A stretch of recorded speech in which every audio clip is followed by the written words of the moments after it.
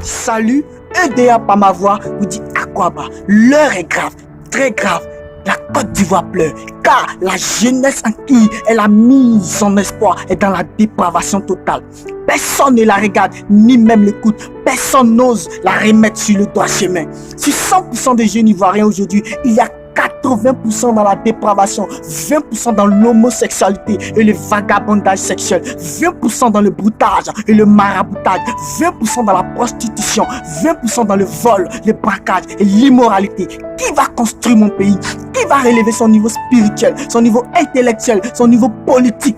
Aujourd'hui, vous regardez cette jeunesse aller de mal en pis. Nous allons tous mettre les mains sur la tête, car c'est une Côte d'Ivoire sans lendemain qui est en train de se construire.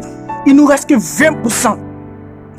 10% de jeunes chrétiens, 10% qui vivent à l'extérieur. Le seul espoir de la Côte d'Ivoire, c'est les 10% de jeunes chrétiens. Là encore, il faut un réveil spirituel, un réveil intellectuel. Ne voyons pas ça comme un phénomène. C'est une ruse du diable que la Côte d'Ivoire est en train de vivre pour amener cette nation à une nation sans lendemain, privée du développement. Parents, personnes âgées du deuxième et du troisième âge, vous qui riez aujourd'hui de cette jeunesse, vous allez pleurer demain. Car cette jeunesse de qui vous avez ri hier, elle ne pourra pas s'occuper de vous parce qu'elle n'a pas eu les aptitudes qu'il faut pour le faire. Ne rions pas de cette jeunesse. Si nous le faisons, nous rions de la Côte d'Ivoire. Rire d'elle, c'est se moquer de Dieu, car la Côte d'Ivoire est un pays béni de Dieu. Faisons un sondage lointain des sols. Que sera la Côte d'Ivoire sur 20 ans?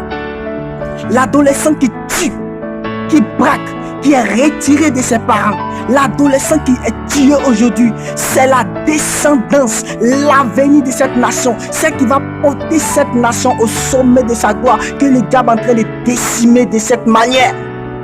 Il y a des infiltrés dans ce pays venus communiquer à la jeunesse la dépravation, l'immoralité intellectuelle. Prenons conscience. Ne négligeons pas ses propos autorités spirituelles. Ne regardons pas cette jeunesse avec un regard moqueur.